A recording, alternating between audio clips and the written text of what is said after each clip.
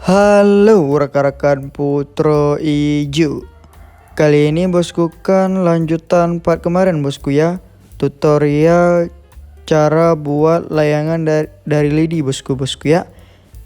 Jadi hari ini lanjutan part kemarin yaitu cara nyeting kerangka layangan dari lidi bosku.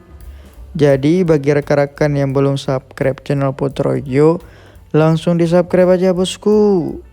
Karena Putro Ijo upload hampir setiap hari bosku. Jadi untuk cara nyeting kerangka layangan dari lidinya, langsung bisa disimak aja bosku. Langsung ditonton terus untuk videonya bosku ya. Watching terus.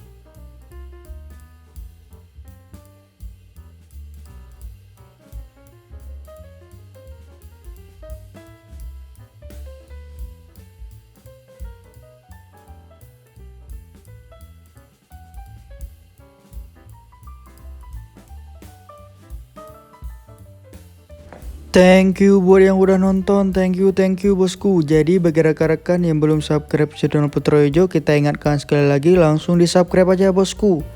Next kita buat cara pengikatan untuk kerangka layangannya bosku. Kalau di Aceh namanya cara pengikatan cuping. Thank you bosku.